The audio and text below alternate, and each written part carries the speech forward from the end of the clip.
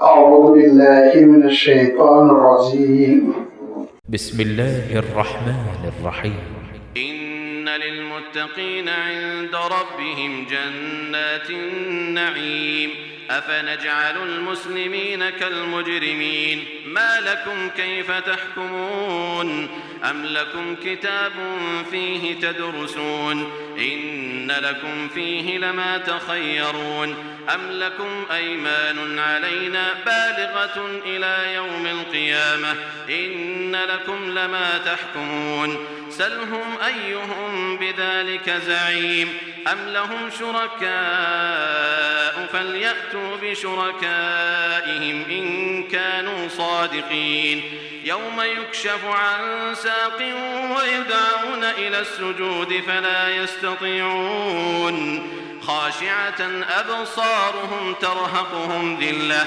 وقد كانوا يدعون إلى السجود وهم سالمون فذرني ومن يكذب بهذا الحديث سنستدرجهم من حيث لا يعلمون وأملي لهم إن كيدي متين أم تسألهم أجرا فهم من مغرم مثقلون أم عندهم الغيب فهم يكتبون فاصبر لحكم ربك ولا تكن كصاحب الحوت إذ نادى وهو مكظوم لولا أن تداركه نعمة من ربه لنبذ بالعراء وهو مذموم فاجتباه ربه فجعله من الصالحين وإن يكاد الذين كفروا ليزلقونك بأبصارهم لما سمعوا الذكر ويقولون إنه لمجنون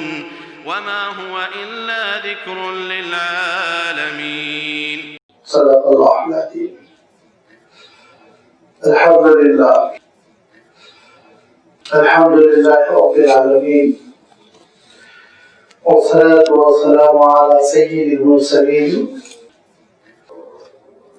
وعلى آله وأصحابه أجمعين أما بعد. سورۃ القلم کا یہ دوسرا اور آخری رکوع ہے جس کی ابھی آپ کے سامنے تلاوت کی گئی. جملہ 18 آیتیں ہیں جن کا آغاز ہو رہا ہے آیت نمبر 34 سے اور اختتام ہو رہا ہے آیت نمبر 52 پر. ان آیتوں میں اللہ تعالیٰ نے جو بات ارشاد فرمائی وہ مربوط ہے اور جڑی ہوئی ہے پچھلی آیتوں سے، پچھلی ہدایتوں سے،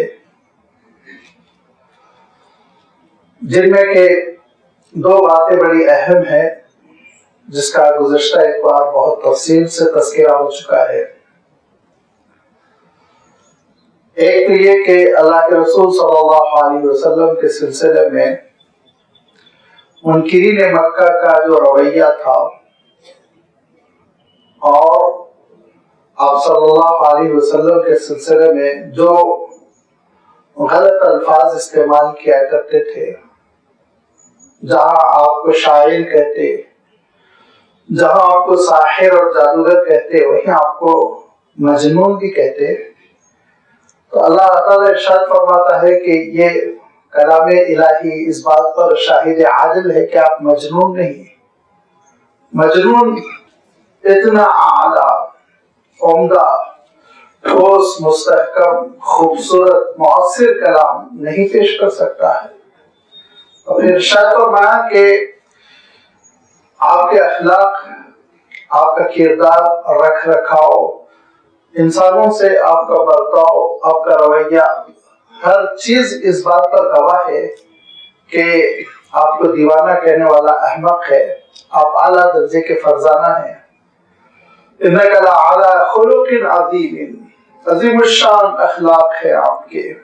اور میں نے عرض کیا تھا کہ آپ صلی اللہ علیہ وسلم کا معاملہ اپنے تو اپنے تھے، دشمنوں کے ساتھ کیا ہوا کرتا تھا، کیسی نرمی تھی، کیسی دل میں وسعت تھی، کیسی آپ صلی اللہ علیہ وسلم کی وسعت قلبی تھی. عفو و درگزری کا کیا معاملہ تھا، خیر خواہی کا کیا معاملہ تھا. یہ سارے وہ اخلاق اور کردار کے نمونے ہیں جو رہتی دنیا تک کے لیے انسانیت کا سرمایہ ہے، اور ایسے با اخلاق با کردار شخص کو جس کی امانت داری، جس کی ہمدردی، جس کا خلوص، جس کی محبت، نصیحت، یہ سب ان کی دیکھی ہوئی حقیقتیں تھی، اس کو مجنون کہنا دراصل خود ان کے کمزور ہونے کی دلیل تھی، اس بات کی گواہ تھی کہ یہ جھوٹے ہیں، یہ نکمے ہیں۔ اللہ تعالیٰ ارشاد فرماتا ہے کہ اللہ تعالیٰ نے ان کو بہت بڑی نعمت دے رکھی تھی، یہ ساکنان مکہ ہے، مکہ مکرمہ میں یہ پیدا ہوئے تھے، ان میں سے بیشتر کا تعلق قبیلہ قریش سے تھا، وہ قبیلہ قریش جو حضرت ابراہیم علیہ السلام کی نسل ہے۔ کتنی بڑی نعمت ان کو ملی ہوئی تھی، اور اللہ تعالیٰ نے قرآن پاک میں اس نعمت کا بار بار تذکرہ فرمایا، اور ارشاد فرمایا کہ اللہ تعالیٰ کے گھر کے رکھوالے متولی بننے کا جو دعویٰ کر رہے ہو، کعبۃ اللہ کے جو خادم بننے کا دعویٰ کر رہے ہو، اس کا تقاضا یہ ہے فَلْيَعْبُدُوا رَبَّ هَٰذَا الْبَيْتِ، کہ اللہ تعالیٰ کے فرما بردار بنو اور اس کردار کے حامل بنو جس کردار کا تقاضا کعبۃ اللہ کرتا ہے، اللہ کا گھر کرتا ہے۔ لیکن ان کا عالم یہ ہے کہ اللہ کے رسول صلی اللہ علیہ وسلم کی مخالفت ہے، تو فرمایا دیکھو بہت بڑی نعمت تم کو ملی ہوئی ہے، لیکن اگر نعمت کی ناقدری کرو گے اور نعمت کو کما حق استعمال نہیں کرو گے تو وہ پروردگار جس نے بڑی دریا دلی کے ساتھ نعمت عنایت فرمائی وہ چھیننے پر بھی قادر ہے، وہ لے لینے پر بھی قادر ہے، اور اس کے لیے اللہ تعالیٰ نے ایک واقعے کا تذکرہ فرمایا۔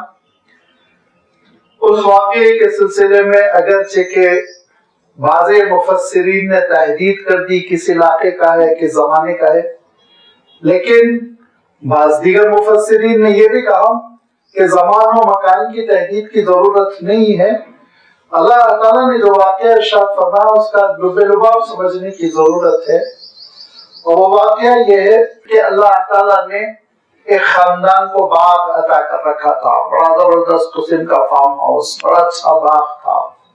جیسے کہ میں نے عرض کیا کہ بعض مفسرین نے تحدید کی، امام ابن کثیر رحمۃ اللہ علیہ نے، امام قرطبی رحمۃ اللہ علیہ نے تحدید کی اور کہا کہ یہ صنعاء سے 2 فرسخ کی دوری پر، یعنی 5-6 کلومیٹر کی دوری پر واقع تھا، بہت زبردست باغ تھا، بہت پھل آتا تھا اور اچھی قیمت میں غلہ اور اس کا پھل بکتا تھا۔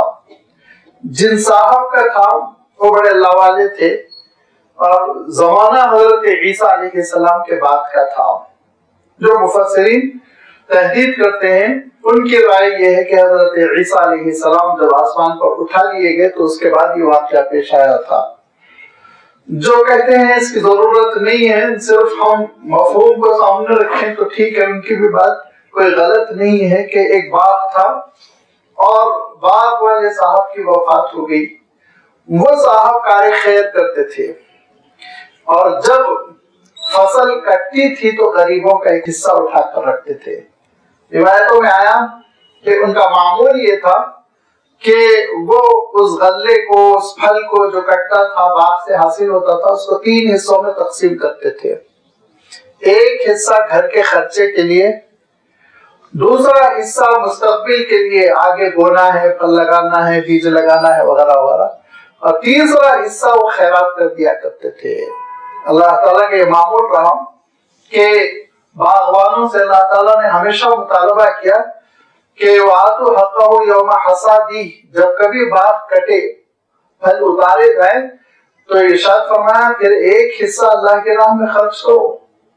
اس کی تفصیل کرتے ہوئے علماء نے، مفسرین نے لکھا کہ اگر آپ نے اپنا ذاتی پانی دیا ہے، بور وغیرہ کر کر یا کینال بنا کر کہیں سے آپ پانی لائے ہیں تو 5%، اور اگر سراسر قدرتی پانی سے، نہر سے، بارش سے سیراب ہوا ہے تو 10% اللہ کی راہ میں خرچ کرنا واجب ہے، عشر کہتے ہیں اس کو۔ لہذا وہ مرحوم جو صاحب کا باغ تھا دریا دلی کے ساتھ خرچ کرتے تھے، غریبوں کو بہت دیتے تھے۔ کئی چیزیں بیان کی گئی کہ درختوں پہ بیشتر پھل چھوڑ دیتے تھے کہ غریب مسافر لے لیں. بعضوں نے کہا کہ ایک حصہ نکال کے الگ رکھ دیتے تھے, ہٹ جاتے تھے کہ بھئی غریب آ کر اس کو لے لیں. جو بھی ترتیب رہی ہو, ان کی وفات جب ہو گئی اور ان کے 3 فرزند کہتے ہیں وارث بنے. 3 کا عدد ہٹا دیجئے, ان کے وارثین وارث بنے.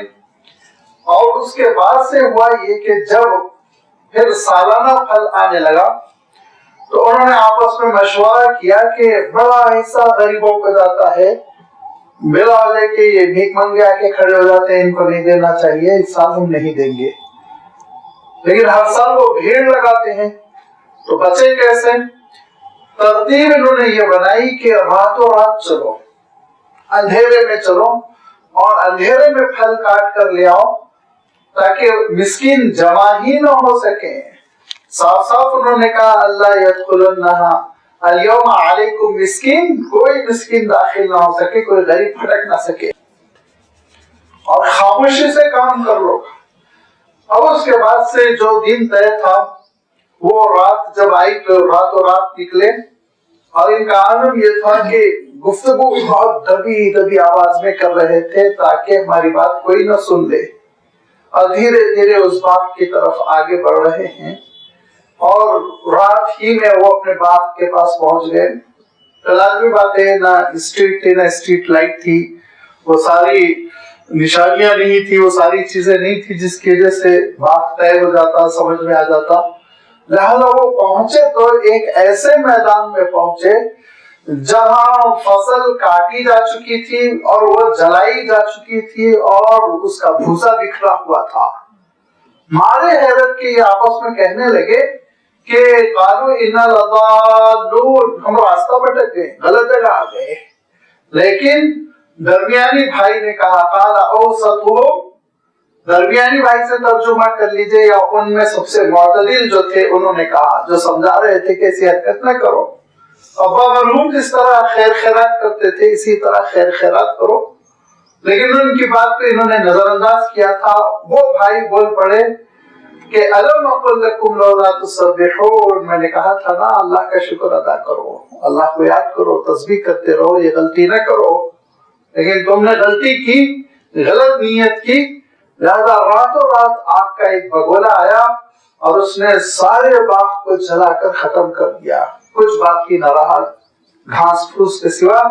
قالوا سبحان ربنا انا كنا ظالمین, کہہ پڑے پروردگار خطا ہو گئی, غلطی ہو گئی. اچھی بات تھی, انہوں نے توبہ کر لیا. آگے کیا ہوا پتہ نہیں, لیکن مطلوب اتنا ہی تھا کہ اللہ تعالیٰ ارشاد فرماتا ہے کہ جو پروردگار نعمت دینے پر قادر ہے وہ پروردگار نعمت چھیننے پر بھی قادر ہے. اتنا سمجھ لو, اتنا سمجھ لو. اگر تم اللہ تعالیٰ کے احکام کی فرمانبرداری نہیں کرو گے اور نعمتیں اس کے حکم کے مطابق استعمال نہیں کرو گے تو وہ محروم کر دینے پر قادر ہے. خاص طور پر وہ زمانے کے اعتبار سے سب کے لیے پیغام ہے, لیکن وہ زمانے کے اعتبار سے جو مکے والے تھے اترائے ہوئے تھے, اور ہم اہل مکہ ہے کہتے تھے, ہم بیت اللہ کے متولی ہے, ہم قریش کے ہیں اور ہم اونچے خاندان کے ہیں, اور پھر وہ مسلمانوں کے لیے مصیبت بنے ہوئے اللہ کے رسول صلی اللہ علیہ وسلم کی مخالفت کا محاذ اٹھائے ہوئے ہیں.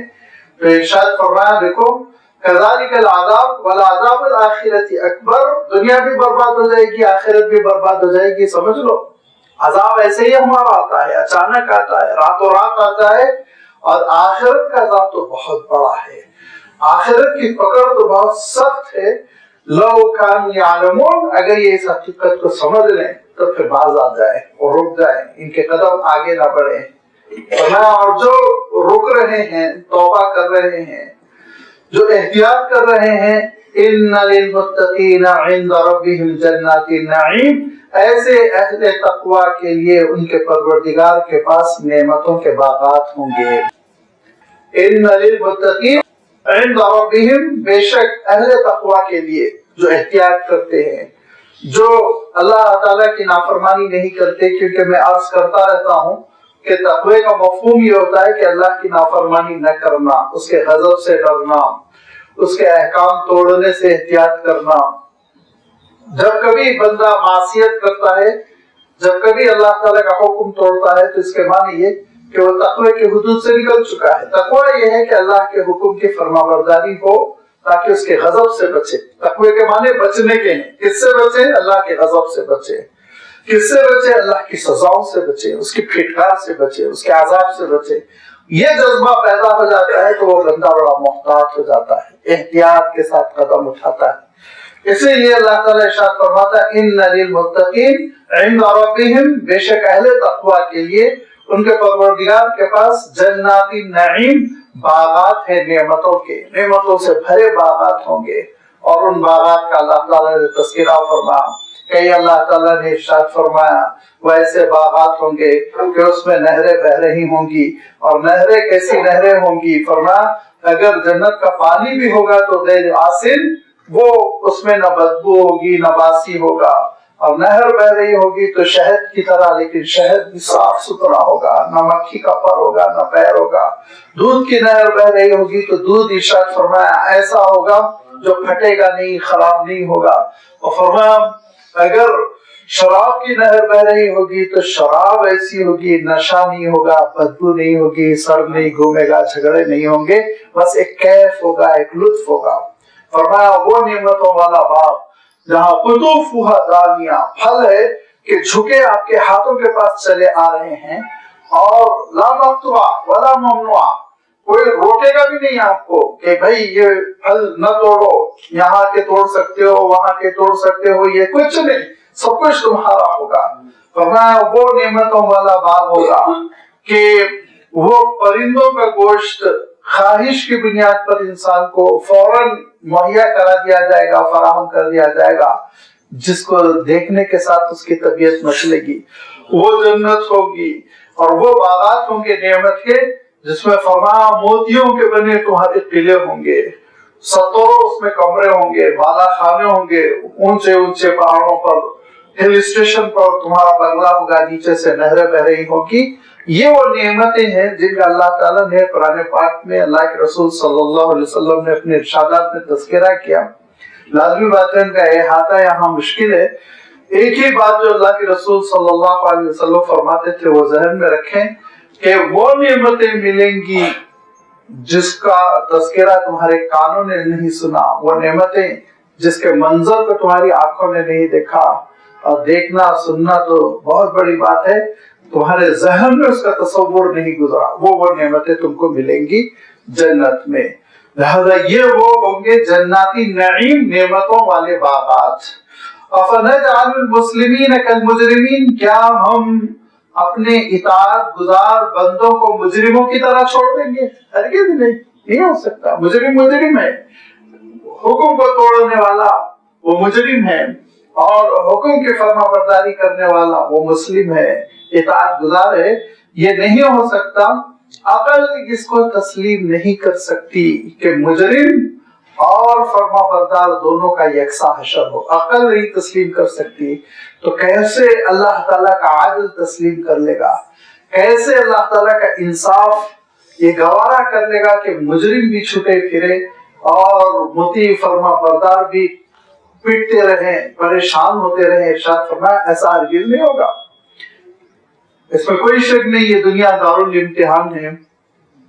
اس حقیقت سے کوئی انکار نہیں کر سکتا کہ اس دنیا میں بدلہ نہیں ہے، جزا و سزا نہیں ہے۔ اور آگے اللہ تعالیٰ ارشاد فرما رہا ہے، بڑی حقیقت کھل کر آپ کے سامنے آ جائے گی کہ ایک مہلت ہے جو دنیا میں ملی ہوئی ہے، جس کی وجہ سے ایسا لگ رہا ہے مجرم چھٹے پھر رہے ہیں، جو چاہے وہ کر رہے ہیں۔ ایسا ہرگز نہیں، ارشاد فرما بڑی پکڑ ان کی ہونے والی ہے۔ یہ ناممکن ہے کہ افنجعل المسلمین، کہ اطاعت گزار مسلم فرما بردار بندہ وہ کل مجرمین، مجرم کی طرح رہے؟ نہیں، اس کا اعزاز ہوگا، اس کے لیے جنت کی نعمتیں ہوں گی۔ آج وہ للچاتا ہے، آج وہ تڑپتا ہے، آج اس کو پریشان کر کر سلم ایریوں میں ڈال دیا گیا، سلم کالونیوں میں ڈال دیا گیا ہے، لیکن انشاءاللہ قیامت کے بعد وہ اس کے ساتھ اعزاز ہوگا۔ ریڈ کارپیٹ، گرین کارپیٹ، سب چیزیں اس کے اعزاز میں پیش کر دی جائیں گی، اعلیٰ سے اعلیٰ سواری، اعلیٰ سے اعلیٰ محل، اعلیٰ سے اعلیٰ اعزاز۔ لہذا فرمایا ہر دو کے ساتھ ایک معاملہ ہو، مالکم کیف تحکمون، تم کیسے یہ حکم لگا رہے ہو، کیسے تم یہ فیصلہ کر رہے ہو، ایسا نہیں ہو سکتا ہے۔ ام لکم کتاب فیہ تدرسون، کیا تمہارے پاس کوئی صحیفہ الہی ایسا ہے جس کو تم پڑھ رہے ہو اور جس میں یہ لکھا ہے کہ مجرموں کو بھی اور مومنوں کو بھی اطاعت گزاروں کو بھی ایک ساتھ چھوڑ دیا جائے گا؟ یہ حقیقت کسی کتاب میں ہے کہ آخرت کوئی چیز نہیں ہے، فیصلے کا دن نہیں ہوگا، عدالت کبریٰ نہیں ہوگی، میزان عمل نہیں ہوگا، کسی صحیفے میں لکھا ہے؟ کہیں نہیں۔ ام لکم کتابن، کیا تمہارے پاس کوئی کتاب ہے جس کی کہ تم تدرسون پڑھ رہے ہو، پڑھائی کر رہے ہو؟ درس آپ جانتے ہی ہیں اور مدرس آپ جانتے ہیں، تدریس آپ جانتے ہیں، اسی لفظ سے یہ سارے مشتقات ہیں۔ اور یہ بھی عجیب و غریب قرآن مجید کا معجزہ ہے کہ ان الفاظ کو اللہ تعالیٰ نے استعمال فرمایا جن سے عربوں کے کان ناشنا سے تھے۔ ڈاکٹر حمید اللہ صاحب نے جو اسلام کا احسان ہے تعلیم کے میدان میں، اس پر ایک بہت اچھی کتاب لکھی، چھوٹی سی 70-75 صفحات کی، دور نبوی میں تعلیم کا انتظام یا تعلیم اسی طرح کا کچھ نام ہے۔ اس میں انہوں نے بتلایا ہے، اس میں انہوں نے وہ سارے الفاظ جمع کر دیے جن کا تعلق تعلیمی سرگرمیوں سے ہے اور جو اللہ کے رسول صلی اللہ علیہ وسلم کے زمانے میں غیر مانوس تھے اور ان کو قرآن مجید نے استعمال کیا۔ القلم والقرطاس والدرس، ساری چیزیں اللہ تعالیٰ نے استعمال کر کے امت کو اس بات پر آگاہ اور آمادہ کیا کہ علم سے تمہارا رشتہ جڑا رہنا چاہیے۔ لہذا یہاں فرمایا فیہ تدرسون کہ کوئی ایسی کتاب ہے جس کی، دیکھیے تقرؤون اگر اللہ تعالیٰ کہہ دیتا تو اس کے معنی ہوتے ریڈنگ، جس کو تم پڑھ رہے ہو، لیکن آپ جانتے ہیں نا دراصل کلاس میں ایک لڑکا کیا ریڈنگ کرتا ہے؟ ریڈنگ کرتا ہے، سمجھتا ہے، تحقیق کرتا ہے، سخت الفاظ حل کرتا ہے اور اس کی حقیقت تک پہنچنے کی کوشش کرتا ہے، یہی تو ہوتا ہے سلیبس کے ساتھ۔ لہذا لفظ درسہ یہ بتا رہا ہے کیا تمہارے پاس کوئی صحیفہ الہی ایسا ہے جس کا تم مطالعہ کر رہے ہو، تحقیق کر رہے ہو اور اس کے معنوں پر غور کر رہے ہو، اس کا نتیجہ اخذ کر رہے ہو اور اس میں یہ لکھا ہو آخرت کوئی حقیقت نہیں ہے؟ ہر صحیفہ الہی میں آخرت کی اہمیت بتلائی گئی۔ ان لکم فیہ لما تخیرون، اور کوئی ایسا صحیفہ الہی ہے جس سے تم اپنی پسندیدہ باتیں چن کر رکھ رہے ہو؟ جو اپنے مزاج کو بھاتی ہیں ان کو منتخب کر لیا، جو اپنے مزاج کو بھاتی نہیں ان کو اوائڈ کر دیا، جان ہو گئے؟ ایسا کوئی صحیفہ الہی ہے جس کے سلسلے میں تم کو یہ غلط فہمی ہو گئی ہے کہ تم نے اس کا انتخاب کر لیا؟ ام لکم ایمان علینا، یا تم نے ہمارے سامنے کوئی قسم کھا کر عہد کر لیا ہے بالغۃ الی یوم القیامہ، جو قیامت تک ویلڈ رہے، کہ ان لکم لما تحکمون، جو تم فیصلہ کرو گے وہ نافذ ہوگا، تم جو کہو گے وہ ہوگا۔ کہیں سے تم کو یہ عہد نامہ ملا ہوا ہے، یہ اختیار ملا ہوا ہے، کہیں سے تم کو یہ مقام ملا ہوا ہے کہ تم جو فیصلہ کرو گے وہ نافذ ہوگا۔ تم جس کو چاہو گے رسول بناؤ گے، تم جس کو چاہو گے نبی بناؤ گے، تم جس کو چاہو گے تباہ و برباد کر دو گے۔ یہ اختیار تم کو، یہ اتھارٹی تم کو کہیں سے ملی ہوئی ہے؟ ہے کوئی ایسا ایگریمنٹ اور ہے کوئی ایسا معاہدہ؟ تو پھر تم بتاؤ کہ تم کس بنیاد پر اس غرور میں مبتلا ہو کہ تم حکمران ہو، سپر پاور ہو، تمہارا حکم چلے گا، تم جو قرارداد پیش کرو گے وہ دنیا پہ نافذ ہوگی، تم جو فیصلہ کرو گے اس کے لیے لوگ مجبور ہوں گے۔ کہاں سے یہ اختیار تم کو مل گیا؟ تم بھی دو پیر رکھنے والے ویسے ہی انسان ہو جو دوسرے، تم بھی وہی کھاتے ہو جو دیگر انسان کھاتے، تو پھر دوسروں کو مجبور کرنے والے تم کون ہو؟ بالخصوص اللہ کے رسول صلی اللہ علیہ وسلم کے زمانے میں کہ ایسا لگ رہا تھا کہ اللہ تعالیٰ نے ان کو اتھارٹی دے دی کہ کسی کو نبی بنایا جائے نہ بنایا جائے، رسول بنایا جائے نہ بنایا جائے، ماننے کے لیے تیاری نہیں ہے۔ لہذا فرمایا کہ کون ہے سلم ایہم بذالک زعیم، کون ہے اس کا ضامن جو کھل کے اعلان کرے کہ مجھے یہ اختیار ملا ہوا ہے؟ کسی کو کوئی اختیار نہیں، سب اللہ کے بندے ہیں، اختیار صرف مولا کا ہے، وہ دینے پر قادر ہے، لینے پر قادر ہے، لہذا اس کا حکم چلے گا، کسی اور کا حکم نہیں چلے گا۔ ام لہم شرکاء فلیأتوا بشرکائہم ان کانوا صادقین، اگر یہ سچے ہیں تو پھر اپنے ان جھوٹے خداؤں میں سے جن کو اللہ کی ذات کے ساتھ شریک کرتے ہیں ان کو پیش کریں کہ ان کے اندر کوئی صلاحیت ہے پیدا کرنے کی صلاحیت، اونرشپ مارنے کی صلاحیت، سزا دینے کی صلاحیت، جان ہے ان کے اندر، دعا سننے کی سماعت ہے ان کے اندر، فیصلہ کرنے کی صلاحیت ہے کہ کوئی چیز نہیں ہے۔ تو ارشاد فرمایا پھر کیسے انہوں نے اللہ کے ساتھ ان بتوں کو شریک کر رکھا ہے اور کیسے یہ منمانی فیصلے کر رہے ہیں، اور یہ ان منمانی فیصلوں کی وجہ سے آخرت سے غافل ہو کر زندگی بسر کرنے کی وجہ سے، اللہ کے نبی اور رسول کی مخالفت کرنے کی وجہ سے پھر ان کا عالم یہ ہوگا کہ قیامت کے دن یہ بہت ہی مصیبت میں پھنسیں گے۔ اور فرمایا ان مصیبتوں میں سے ایک مصیبت یہ ہوگی یوم یکشف عن ساق۔ اس کا لفظی ترجمہ تو یہ ہوتا ہے، لفظی ترجمہ کہ جس دن پنڈلیاں کھول دی جائیں گی، پنڈلیوں پہ سے کپڑا ہٹایا جائے گا، پنڈلی جو پیر کا حصہ ہوتا ہے، ساق اس پنڈلی کو کہتے ہیں، یکشف کا شف آپ جانتے ہیں کھول دینا، یوم یکشف عن ساق، لیکن اس کے دو ترجمے کیے گئے ہیں۔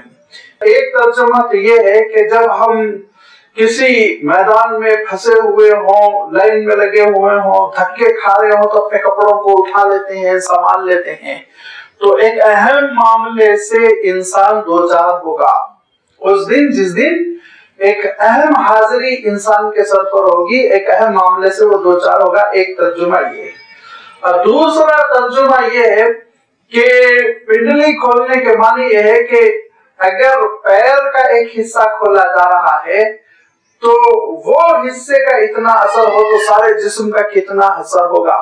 اس نقطہ نظر کو سامنے رکھتے ہوئے بہت سے مفسرین نے کہا کہ اللہ تعالیٰ کے ایک ہلکے سے نور کی تجلی ہوگی، پورا نور ابھی ظاہر نہیں ہوگا، اس ہلکے سے نور کے سامنے کیا ہوگا، وَيُدْعَوْنَ إِلَى السُّجُودِ، دعوت دی جائے گی کہ اللہ کے دربار میں اب سجدہ ریز ہو جاؤ، سجدہ کرو۔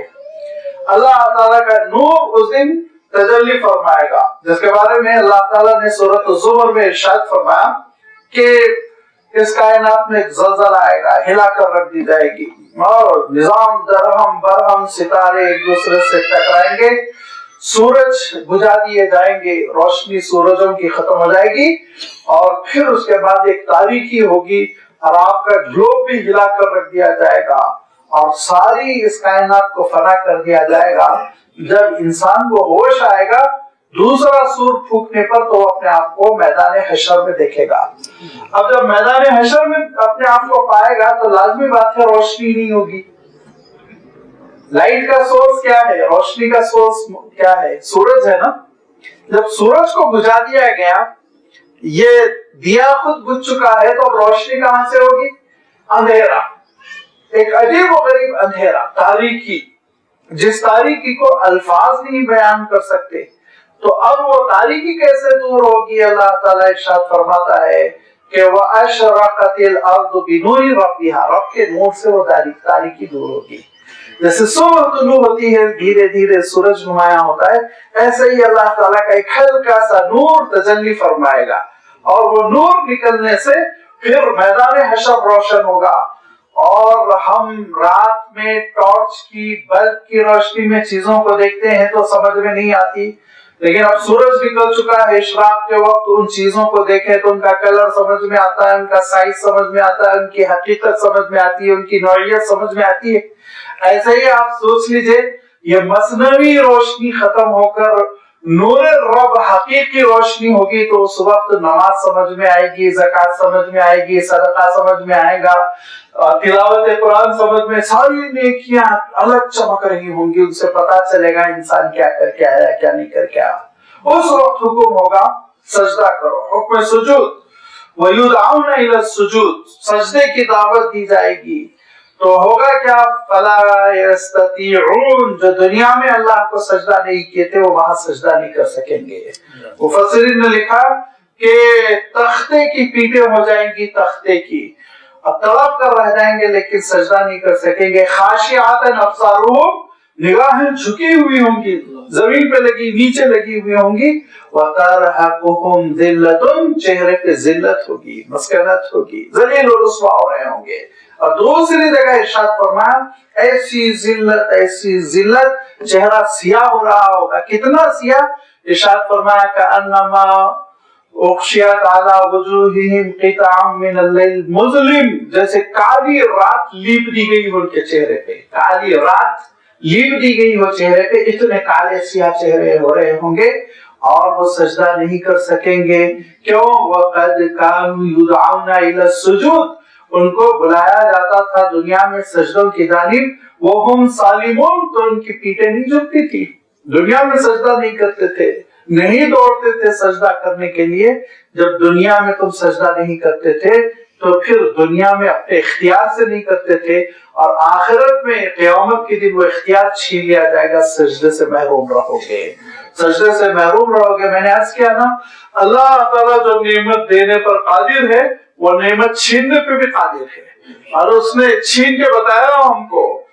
जब पुकारा गया मस्जिदों से हय्या अलस सलाह हय्या अलस सलाह, और उसको हमने नजरअंदाज किया, सुनकर उस आवाज को अनसुनी कर दी, हमने अवॉइड किया, अपनी महफिलों में बैठे रहे, अपनी दुकानों पर बैठे रहे, अपने दफ्तरों में बैठे रहे, अपने शादी खानों में बैठे रहे, तो अल्लाह ताला ने नेमत छीन ली और मस्जिद पे ताले लगा दिए, और उस दर पर वो दरबान बिठा दिए जिस दर पर कभी कोई दरबार नहीं होता था। तड़प कर रह गए लोग, रो रो कर रह गए, सिसक कर रह गए, सर पीटते रह गए, लेकिन सजदों की उसने फिर तौफीक नहीं दी, बंद कर दी अपने घरों को।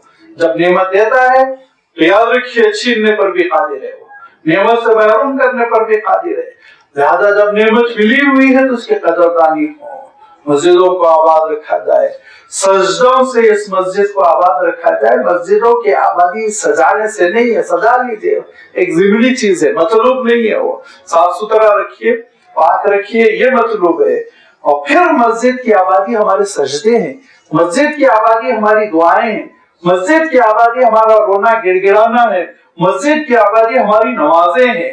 जब हमारी नमाजों और सजदों से मस्जिद आबाद होगी तो फिर मस्जिद पे इंशाअल्लाह कभी ताले नहीं लगेंगे, मस्जिदें बंद नहीं होंगी और मस्जिदों से हम महरूम नहीं होंगे। वरना परवरदिगार बताया, उसने बता दिया कि हरम में भी मुझे तुम्हारी जरूरत नहीं है, मैं तुमको हरम से भी महरूम कर सकता हूँ।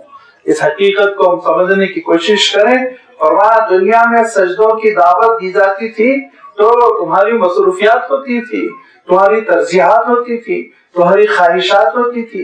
सोचते थे कि इस मस्जिद के बाद फला मस्जिद में अज़ान होगी, नमाज पढ़ लेंगे, सोचते थे कि घर में पढ़ लेंगे, सोचते थे कि टाल देंगे, सोचते थे कज़ा कर लेंगे, नऊज़ुबिल्लाह। लिहाजा क़यामत के दिन ये सलाहियत छीन ली जाएगी, तख्ते की पीठ होगी, तड़प रहे होंगे लेकिन सजदा नहीं कर सकोगे। उस दिन की इस बेतौफीकी से बचने के लिए आज सजदों की आदत डालो, परवरदिगार के दरबार में सजदा दे दो। जब कभी तुमको बुलाया जाए फौरन दौड़ो अल्लाह ताला के दरबार में। फज़रनी व मन युकज़्ज़िबु बिहाज़ल हदीस, ए रसूल आप मेरे लिए छोड़ दीजिए जो इस किताब का इनकार कर रहे हैं, मेरे लिए छोड़ दीजिए, मैं देख लूंगा। कितनी बड़ी बात होती है। सोचिए अल्लाह ताला किस जलाल के साथ फरमा रहा है, फज़रनी, मेरे लिए आप छोड़ दीजिए, व मन युकज़्ज़िबु बिहाज़ल हदीस, इस कलाम का जो इनकार कर रहा है, झुठला रहा है। क्या करेंगे? मैं ये अर्ज कर रहा था अभी थोड़ी देर पहले, मैंने कहा ना कि मुजरिम वो जुर्म करता है और हम समझते हैं कि छुटा फिर रहा है, उसकी कोई पकड़ करने वाला नहीं है, जुल्म कर रहा नहीं। फरमाया असलन ये एक मोहलत है, सनस्तदरिजुहुम मिन हैसु ला यअलमून, हम उनकी रस्सी ढीली छोड़ रहे हैं, वहां से पकड़ है जहां से इनको पता नहीं है। रस्सी ढीली छोड़ी जा रही है और ये रस्सी ढीली छोड़ने की वजह से आगे बढ़ रहे हैं, लेकिन इनको नहीं मालूम कि एक मकाम से खींचना शुरू किया जाएगा, एक वक्त के बाद खींचना शुरू किया जाएगा। एक दायरा है, उस दायरे से ये आगे नहीं जाएंगे। वो उमली लहुम, मैं हूं जो उनको मोहलत दे रहा हूं, मैं हूं जो उनको मोहलत दे रहा हूं, लेकिन वो कान खोल कर सुन ले। इन्न कैदी मतीन, मेरी तदबीर बहुत मजबूत है, बहुत मजबूत है तदबीर। जालिम जुल्म करता है और मुजरिम जुर्म करता है और बगावत करता है, नाफरमानी करता है। बज़ाहिर हमको ऐसा लगता है रोक टोक करने वाला नहीं, बज़ाहिर हमको ऐसा लगता है कि इसके ऊपर कंट्रोल करने वाला नहीं, लेकिन ये अल्लाह ताला की मोहलत है, इस्तिदराज कहा गया, ढील देना है। और ये ढील देकर अल्लाह ताला देखता है कि तुम्हारी क्या हद है, किस हद तक तुम जा सकते हो। उसके बाद जब वो रस्सी खींचता है तो उसकी तदबीर बहुत मजबूत होती है, इंसान छूट कर नहीं जा सकता। उसने फिरौन को मोहलत दी, उसने नमरूद को मोहलत दी, उसने अबू जहल अबू लहब को मोहलत दी, उसने जालिमों को मोहलत दी, और जुल्म करने वाले वो जुल्म करते चले गए, लेकिन जब फिर अल्लाह की पकड़ आई तो बच नहीं सके। और अल्लाह ताला दूसरे मकाम पे साफ इरशाद फरमाता है कि हरगिज ये ना समझो कि अल्लाह ताला जालिमों के करतूतों से गाफिल है। ला तहसबन्नल्लाह गाफिलन अम्मा यअमलु ज़ालिमून इन्नमा युअख्खिरुहुम लियौमिन तशख़सु फ़ीहि अल-अब्सार। मैं उनको मोहलत दे रहा हूँ उस दिन तक के लिए जिस दिन आंखें पथरा जाएंगी, आंखें पथरा जाएगी। उस दिन जंजीरों में, इनके गर्दनों में तोप डाल के इनको खींच के मैदान हश्र में लाया जाएगा। अफ़ईदतुहुम हवा, आंखें फटी फटी होंगी और सीने खाली हुए जा रहे होंगे, जैसे कि दिल बाहर निकल आया हो, हलक में आके फंस गया हो। ये कैफियत के साथ वो अल्लाह ताला के दरबार में पेश होंगे, फिर उसके बाद वो अपना नतीजा भुगतेंगे। ये न समझो जुर्म करते हुए, गुनाह करते हुए कोई पकड़ करने वाला नहीं है, पकड़ करने वाला है। और जब उसकी पकड़ आती है तो इन्ना बत्शा रब्बिका लशदीद, बहुत सख्त पकड़ आती है, कहीं का नहीं रखता, वो खत्म कर देता है, किससे पारीना बना देता है। लिहाजा फरमाया कि नाफरमान न बनो, और नाफरमानी करने वालों को ये ना समझो आजाद है, हरगिज नहीं। मुजरिम और फरमाबरदार दोनों यकसा नहीं हो सकते। फरमाबरदारों के साथ एजाज होगा, मुजरिमों को जिल्लत का अजाब होगा। ये अल्लाह ताला का एक ऐसा फैसला है जिसमें किसी किस्म की कोई तब्दीली नहीं होने वाली है। बस इंतजार करो, दुनिया की जिंदगी कितनी है देखो। शायद फरमाया कि दुनिया में ला तगर्रुन्नका तक़ल्लुबुल लज़ीना कफ़रू फिल बिलाद, घूम रहे हैं, प्लेन उनके उड़ रहे हैं, बड़ी बड़ी कारें चल रही हैं, मुतासिर न हो। थोड़े दिनों का ये मामला है, सारी चीजें छोड़ के उनको जाना है। और अबदी जिंदगी, न खत्म होने वाली जिंदगी वो आखिरत की है। उस लाजवाल जिंदगी के लिए तैयारी करो, इस दुनिया के पीछे न पड़ो। फरमाया कि इनकी मुखालिफतें क्यों है? आपने इनसे कोई चंदा मांग लिया है, पैसे मांग लिए, अजरा, आप अजर मांग रहे हैं, इवज मांग रहे हैं, मजदूरी मांग रहे हैं, नऊजुबिल्लाह। फहुम मिन मगरमिन मुस्कलून, ऐसे कि वो टैक्स की वजह से, तावान देने की वजह से थके जा रहे हो, दबे जा रहे हो। सकील आप समझते हैं ना, मुस्कलून दबे जा रहे हो टैक्सों की वजह से, तावान की वजह से। कुछ ऐसा आपने मांग लिया, कुछ आपने नजराने मांग लिए, कुछ आपकी हांडी है जिसमें भरना है इनको पैसे, कुछ आपकी तिजोरी है जिसमें इनको पैसे डालना है। अल्लाह के रसूल सल्लल्लाहु अलैहि वसल्लम का आलम ये है कि अल्लाह के रसूल सल्लल्लाहु अलैहि वसल्लम पैसे तो पैसे, उनके एक वक्त के खाने के रवादार नहीं थे। खाते भी तो वहां से खाते अल्लाह के रसूल सल्लल्लाहु अलैहि वसल्लम, जो बहुत ही मोहब्बत के साथ आप सल्लल्लाहु अलैहि वसल्लम को हदिया देता, बुलाता, दावत देता। और ना अल्लाह के रसूल सल्लल्लाहु अलैहि वसल्लम किसी चीज के रवादार नहीं थे। तो इनको फिर क्यों मुसीबत इन पे आई जा रही है, क्यों ये इतनी मुखालिफतें करते जा रहे हैं? अमिंदहुमुल गैब फहुम यक्तुबून, या गैब की इनको बातें मालूम है, आगे क्या होने वाला है, क्या नहीं होने वाला है, जिसको इन्होंने लिख रखा है। अमिंदहुमुल गैब फहुम यक्तुबून, जिसको ये लिखते हो और लिखकर रिकॉर्ड बना कर रखते हो, ऐसी कोई चीज है इनके पास, कोई इत्तला है आगे क्या होने वाला है? इनको खुद नहीं मालूम कल इनका हशर क्या होने वाला है, और उस बुरे हशर से वो दो चार हुए। लिहाजा इनको आप छोड़ दीजिए, ये मुखालिफतें करते रहे, बदकलामी करते रहे, तंज़ व तारीज़ करते रहे, इनको इनके हाल पर छोड़ दीजिए। ए रसूल फस्बिर लिहुक्म रब्बिका, आप अपने रब के हुक्म पर साबित कदम रहें, आप अल्लाह के दीन पर साबित कदम रहें। इम्तिहान ये होता है, याद रखिए, मुखालिफिन मुखालिफत करते हैं, जालिमीन जुल्म करते हैं, सताने की कोशिश करते हैं, परेशान करने की कोशिश करते हैं, वो तो उनका रवैया है, वो भुगतेंगे, उनको जवाब देना होगा वो जो कर रहे हैं। हमारा रवैया क्या होना चाहिए? दीन पर साबित कदमी, दीन पर इस्तिकामत, जमे रहना। फस्बिर लिहुक्म रब्बिक, حکم رب پر آپ جمے رہیے، ثابت قدم رہیے، کوئی ایک انچ آپ کو اپنے موقف سے ہٹا نہ سکے۔ مخالفتیں کر کر کر وہ تھک کر تباہ و برباد ہو جائیں گے، آپ کا نقصان نہیں ہوگا۔ اگر دین پر ثابت قدم ہو، سارے دین پر، دین کے پورے تقاضوں پر، تو دنیا آپ کا بال بیکا نہیں کر سکتی، نقصان نہیں پہنچا سکتی، یاد رکھیے۔ اور اگر کسی کو دین پر ثابت قدم رہنے کی وجہ سے اپنی جان بھی گوا دینی پڑی تو یاد رکھیے یہ نقصان کا سودا نہیں ہے، بہت بڑا فائدے کا سودا ہے، کہ وہ شہادت ہے جو مطلوب و مقصود مومن ہے۔ لہذا فضل لحکم ربک، آپ ثابت قدم رہیے، ان کی مخالفتیں چلتی رہیں گی۔ وَلَا تَكُنْ كَصَاحِبِ الْحُوتِ، اور مچھلی والے صاحب کی طرح نہ بنیے۔ مچھلی والے کون ہیں؟ مچھلی والے حضرت یونس علیہ السلام ہیں، کہ حضرت یونس علیہ السلام کا معاملہ کیا ہوا؟ اذ نادیٰ وہو مکظوم، جب آپ نے پکارا اس عالم میں کہ آپ بہت غمزدہ تھے، کبیدہ خاطر تھے، دل ٹوٹا ہوا تھا۔ کب تھا حضرت یونس علیہ السلام کا دل ٹوٹا ہوا؟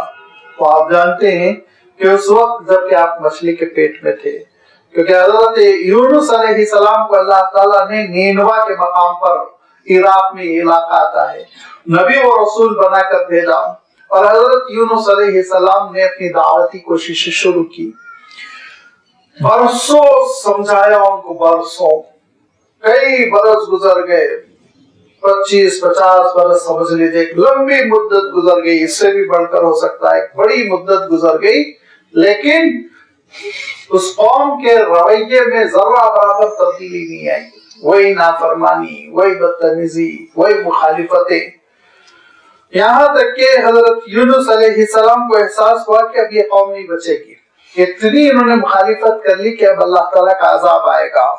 اور واقعہ یہ ہے کہ ایک دن حضرت یونس علیہ السلام نے عذاب کی علامتیں دیکھی۔ سورہ یونس میں اللہ تعالیٰ صاف ارشاد فرماتا ہے کہ عذاب کی علامتیں حضرت یونس علیہ السلام نے دیکھ لی، اور جب عذاب آ جاتا ہے تو پھر عذاب پھیرتا نہیں، آ گیا تو آ گیا۔ اللہ تعالیٰ ارشاد فرماتا ہے کہ کسی بھی قوم نے اپنے عذاب کو، یا کسی بھی فرد نے اپنی موت کو دیکھ لیا ہو تو پھر وہ فیصلہ اللہ کا ٹلا نہیں، پھر وہ نافذ ہو کر رہتا ہے۔ لہذا حضرت یونس علیہ السلام نے عذاب کی علامتیں دیکھنے کے بعد ہجرت کر لی، روانہ ہو گئے۔ ہوا کیا، بس اتنی ہی سی بات رہ گئی کہ اللہ تعالیٰ کا بھی حکم نہیں آیا تھا کہ آپ ہجرت کریں۔ نبیوں اور رسولوں کا عالم یہ ہوتا ہے، وہ اللہ کے حکم کے بغیر ایک قدم نہیں اٹھاتے، کچھ نہیں کرتے۔ ہم لوگوں کے لیے بہت بڑی عبادت ہے کہ عذاب کی ہم علامتیں دیکھ لیں اور وہاں سے نکل پڑیں، یہ ہم لوگوں کے لیے تو بہت اچھی بات ہے، لیکن رسول اور نبی کا معاملہ یہ ہے کہ اللہ کا حکم آئے تبھی وہ نکلے۔ لہذا اللہ تعالیٰ کو یہ بات پسند نہیں آئی کہ حضرت یونس علیہ السلام نے آثار دیکھ کر، عذاب کے آثار دیکھ کر سفر کر لیا، ہجرت کر لی۔ ہوا یہ کہ حضرت یونس علیہ السلام تو راتوں رات چلے گئے، جب دیکھا کالے کالے بادل عذاب کے چلے آ رہے ہیں تو قوم نے حضرت یونس علیہ السلام کو تلاش کیا۔ حضرت یونس علیہ السلام تھے نہیں، قوم توبہ کرنا چاہ رہی تھی، حضرت یونس علیہ السلام جا چکے تھے۔ لہذا قوم تھی بڑی ہوشیار چالاک، اس نے کیا کیا، ماؤں کی گود سے بچوں کو چھین لیا، مویشیوں کو ان کے بچوں سے دور کر دیا، سب کو میدان میں لے کر نکل آئے، اور مرد، عورتیں، بچے چلا رہے ہیں، رو رہے ہیں، جانور، مویشی، وہ سب چلا رہے ہیں اور پکار رہے ہیں، اللہ توبہ توبہ، معاف کر دیجئے، معاف کر دیجئے۔ اللہ تعالیٰ نے فیصلہ فرمایا اس قوم کا عذاب پھیر دیا جائے۔ سورہ یونس میں اللہ تعالیٰ ارشاد فرماتا ہے کہ کسی بھی قوم کے سر پر عذاب پہنچنے کے بعد توبہ کی ہو تو وہ توبہ مفید نہیں ہوئی سوائے قوم یونس کے، الا قوم یونس۔ جب انہوں نے یہ توبہ کی عذاب کو دیکھ لینے کے بعد تو اللہ تعالیٰ نے وہ سزا پھیر دی، دور کر دی، اور وہ عذاب سے محفوظ ہو گئے، اور انہوں نے سچے دل کے ساتھ توبہ کی حضرت یونس کی تلاش میں، لیکن حضرت یونس علیہ السلام نہیں تھے۔ حضرت یونس علیہ السلام ہجرت کر کر روانہ ہو چکے تھے، اور چلتے چلتے حضرت یونس علیہ السلام سمندر کے کنارے پہنچ گئے، اور وہاں ایک جہاز لنگر انداز تھا جو روانہ ہونے والا تھا حضرت یونس علیہ السلام اس پر سوار ہو گئے، جہاز روانہ ہو گیا اور 20 سمندر میں پہنچنے کے بعد ہچکولے کھانے لگا جہاز، ڈوبنے کا امکان پیدا ہو گیا۔ تو جہاز کے جو ملاح تھے جن کو ناخدا کہتے ہیں، ان ملاحوں نے کہا کہ یہ جہاز اسی وقت ڈوبتے ہیں جبکہ کوئی اپنے مالک کو چھوڑ کر بھاگ رہا ہے، ہم میں سے کون ہے جو مالک کو چھوڑ کر بھاگ رہا ہے، ذرا ہاتھ اٹھاؤ۔ تو حضرت یونس علیہ السلام نے کہا میں، کہا نہیں آپ نہیں ہو سکتے، آپ کا چہرہ، آپ کا نور، آپ کا جلال، آپ کا جمال بتا رہا ہے یہ شخصیت تو بہت اللہ والی ہوگی، آپ نہیں ہو سکتے۔ ایسے پتا چلے، قرآن ڈالنا شروع کیا، سب کے نام لے کر پرچیوں پہ قرآن ڈالا۔ پہلی مرتبہ میں حضرت یونس کا نام نکل گیا، سامنے یونس یہ نہیں ہو سکتے، بڑے اللہ والے لگ رہے ہیں۔ دوسری مرتبہ پھر حضرت یونس علیہ السلام کا نام، تیسری مرتبہ پھر حضرت یونس علیہ السلام کا نام۔ حضرت یونس علیہ السلام نے کہا تم لوگ قرآن ڈالتے رہو، میں اپنا کام کرتا ہوں۔ جہاز سے کود گئے۔ جہاز سے کودنا تھا کہ اللہ تعالیٰ نے ایک مچھلی کو حکم دیا، جیسے حضرت ابراہیم علیہ السلام کے لیے آگ کو حکم تھا یا نار کونی بردم و سلام علی ابراہیم، ایسے ہی مچھلی کو حکم تھا نگل سکتی ہے، نقصان نہیں پہنچا سکتی۔ لہذا مچھلی آئی اور اس نے حضرت یونس علیہ السلام کو نگل لیا۔ اور آپ جانتے ہیں کہ بلو ویل وغیرہ ایسی بڑی بڑی مچھلیاں ہوتی ہیں سمندر میں، ایک انسان کیا وہ تو پوری پوری کشتی کو نگل سکتی ہے۔ لہذا وہ مچھلی نگل گئی اور حضرت یونس علیہ السلام بے ہوش ہو گئے۔ جب آپ کو ہوش آیا تو نادا فی الظلمات، تاریکیاں ہی تاریکی تھی، ایک مچھلی کے پیٹ کی تاریکی، ایک سمندر کے تہہ کی تاریکی اور ایک رات کی تاریکی۔ ان اندھیروں میں حضرت یونس علیہ السلام کو محسوس ہوا کہ ابھی میں باقاعدہ حیات ہوں، میرے اندر ابھی زندگی ہے۔ لہذا حضرت یونس علیہ السلام سمجھ گئے کہ اللہ تعالیٰ سے معافی مانگنے کا وقت آ گیا۔ مچھلی کے پیٹ میں حضرت یونس علیہ السلام سجدے کی ہیئت میں گئے، اور سجدے کی ہیئت میں جانے کے بعد حضرت یونس علیہ السلام نے کہا لا الہ الا انت سبحانک انی کنت من الظالمین، پروردگار آپ کی ذات بے عیب ہے، قصور میرا ہے۔ اور حضرت یونس علیہ السلام ورد کرتے چلے گئے، روتے چلے گئے، اللہ تعالیٰ کو پکارتے چلے گئے، اور کہا حضرت یونس علیہ السلام نے کہ مولا اس حالت پر بھی میں راضی بقضا ہوں، اس حالت پر بھی میں راضی بقضا ہوں، میرے لیے جو فیصلہ ہوا تیرا اس پہ میں راضی ہوں۔ کہ یہ دیکھیے جو مثبت، جو ایک پوزیٹیو تھنکنگ ہوتی ہے کہ حضرت یونس علیہ السلام نے کہا کہ مولا یہ کیا کم اعزاز ہے کہ تو نے مجھے وہاں سجدے کا موقع دیا جہاں کسی کو نہیں ملنے والا ہے، سمندر کی تہہ میں مچھلی کے پیٹ میں، پروردگار کے لیے سجدہ ریز ہوں۔ امام ابن کثیر رحمۃ اللہ علیہ، امام ابن جریر طبری رحمۃ اللہ علیہ اللہ کے رسول صلی اللہ علیہ وسلم سے ایک روایت نقل کرتے ہیں کہ فرشتوں نے کہا مولا ایک اجنبی مقام سے جانی بوجھی آواز آ رہی ہے، آواز بہت معروف ہے، مقام اجنبی ہے، ارے اللہ یہ بہت کمزور، بہت ہی نحیف سی آواز ہے جو آ رہی ہے۔ اللہ تعالیٰ نے کہا کس کی آواز ہے، کہاں سے آ رہی ہے، کیوں آ رہی ہے، سب سے میں واقف ہوں۔ کہا یہ یونس کی آواز ہے۔ تو جب فرشتوں نے کہا کہ مولا یہ وہ ہیں جن کی کبھی کوئی دعا ریجیکٹ نہیں ہوئی، مسترد نہیں ہوئی، مستجاب الدعوات یونس، کہا وہ یہی یونس ہے اور آج بھی ان کی دعا قبول ہوگی۔ اور اللہ نے حکم دیا مچھلی کو کہ تو ساحل پر جائے اور یونس کو اگل دے، اور مچھلی ساحل پر گئی، حضرت یونس علیہ السلام کو اگل دی۔ اب کپڑے اپڑے سب پھٹ، مچھلی کے پیٹ میں جانا معمولی بات ہے، کپڑے اپڑے سب پھٹ چکے تھے۔ لہذا اللہ تعالیٰ ارشاد فرماتا ہے کہ لولا ان تدارکہ نعمت من ربہ لنبذ بالعراء، اگر اللہ کی رب کی نعمت نہ ہوئی ہوتی تو پھر مچھلی کے پیٹ میں وہ ختم ہو گئے ہوتے، لیکن لنبذ بالعراء، اور یہانیت کے ساتھ بغیر کپڑوں کے ان کو ساحل پر مچھلی نے جب اگل دیا تو دوسرے مقام پر ارشاد فرمایا جیسے کہ تربوز یا آپ کدو کہہ لیجئے، اس کی بیل اگائی آپ کے اطراف، جس سے آپ کو گرمی بھی ملنے لگی، صدر بھی ہو گیا اور اس کا پھل غذا بھی ہو گیا۔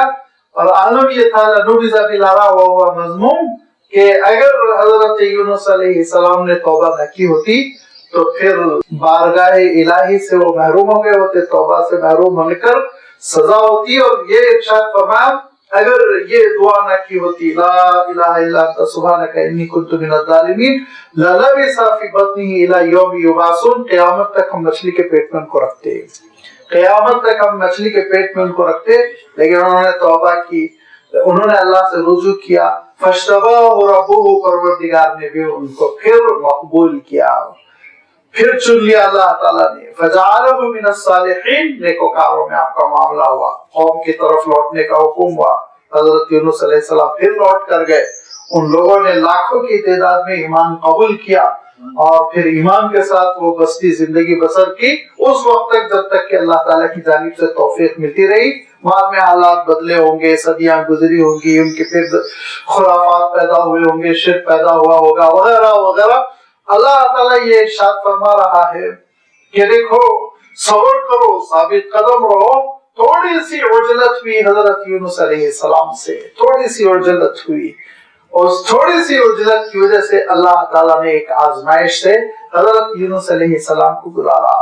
اللہ کے رسول صلی اللہ علیہ وسلم فرماتے تھے کہ دیکھو یونس ابن متہ بھی اللہ کے نبی و رسول ہے، یہ نہ سمجھو کہ ایک امتحان سے وہ گزرے تو ان کا مقام مجروح ہو گیا، ہرگز نہیں، ان کی فضیلت میں کوئی کمی نہیں آئی۔ آپ صلی اللہ علیہ وسلم ارشاد فرماتے تھے تم یہ غلطی بھی نہ کرو کہ مجھے یونس پر افضل قرار دینے کی کوشش کرو، انبیاء سارے کے سارے قابل احترام ہیں، رسول سارے کے سارے قابل احترام ہیں۔ وَإِن يَكَادُ الَّذِينَ كَفَرُوا لِيُزْلِقُونَكَ بِأَبْصَارِهِمْ لَمَّا سَمِعُوا الذِّكْرَ، جب آپ اللہ کے کلام کی تلاوت کرتے ہیں تو ان کافروں منکروں کا عالم یہ ہے کہ آپ کو ایسے گھور گھور کر دیکھتے ہیں جیسے کہ آپ کو اپنی نگاہوں سے گھور گھور کے گرا ہی دیں گے۔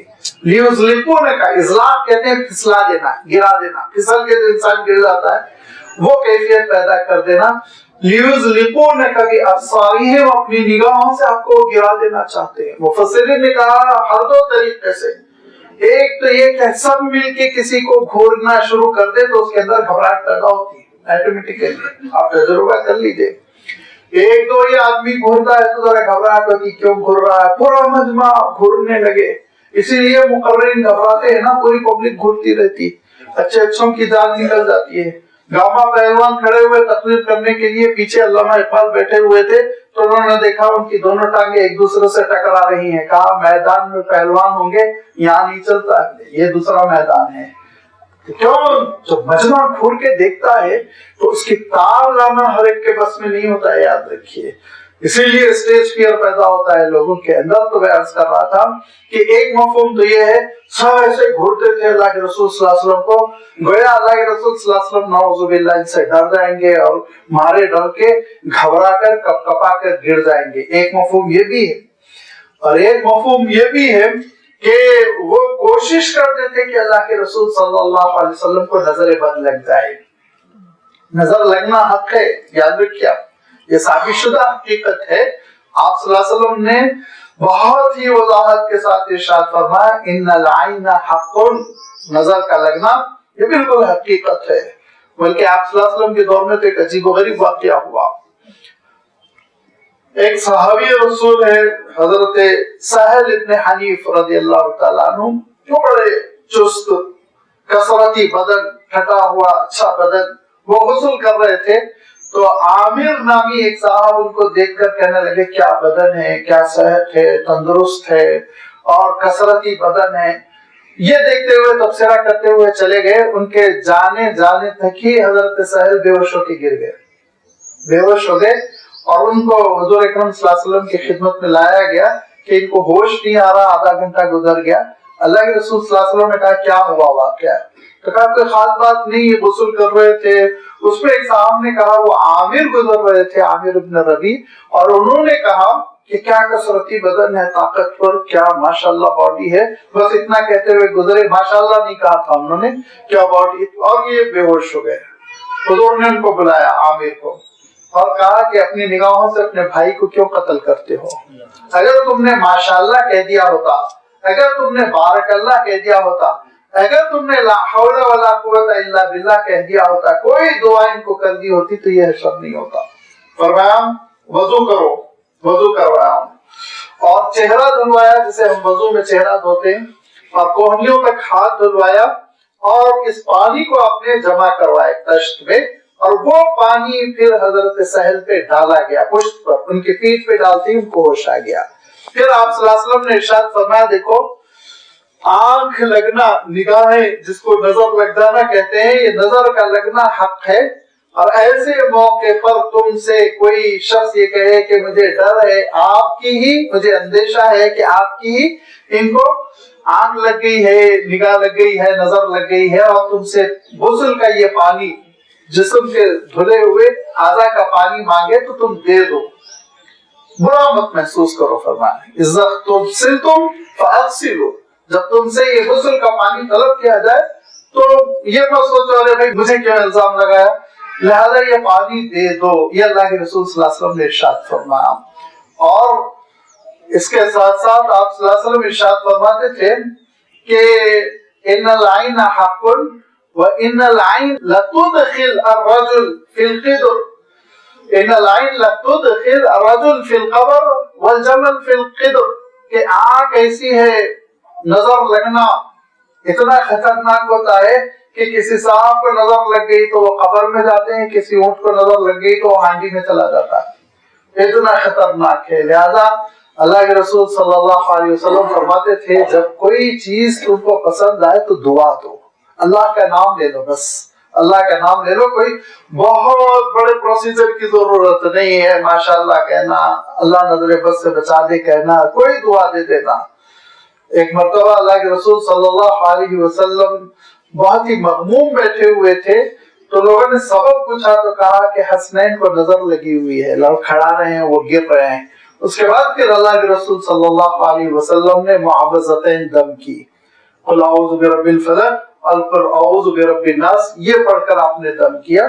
تو معلوم یہ ہوا یہ وہ پیچھے بھی مت پڑ جائیے آپ رقیہ رقیہ، اور اس کے لیے پھر آمدنی شروع ہو گئی، دکانداری شروع ہو گئی۔ اللہ کے رسول صلی اللہ علیہ وسلم نے خود بتا دیے ہیں اعمال، وہ اعمال کر لیں انشاءاللہ اللہ تعالیٰ شفا عنایت فرمائے گا۔ تو مفسرین نے ایک تشریح یہ بھی کی، وَإِن يَكَادُ الَّذِينَ كَفَرُوا لِيُزْلِقُونَكَ بِأَبْصَارِهِمْ، یہ منکر چاہتے ہیں کہ گور گور کر آپ کو پھسلا دیں، گرا دیں، لما سمعوا الذکر، جبکہ یہ قرآن پاک سنتے ہیں تو ان کا عالم یہ ہوتا ہے یقولون انه لمجنون، پھر کہتے ہیں کوئی مجنون۔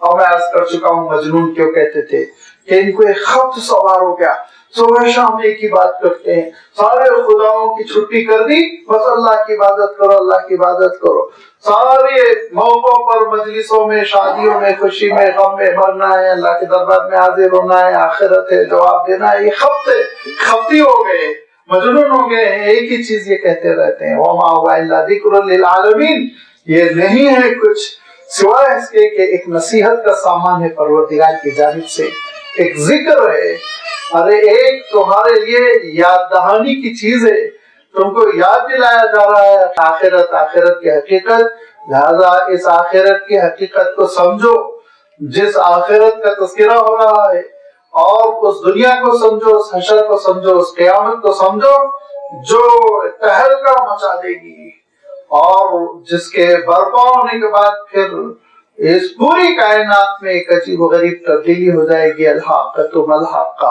آگے چل کے اللہ تعالیٰ نے اس تبدیلی کا تذکرہ فرمایا، انشاءاللہ آئندہ اتوار اس کی وضاحت آپ کی خدمت میں رکھی جائے گی۔ وآخر دعوانا ان الحمد للہ رب العالمین۔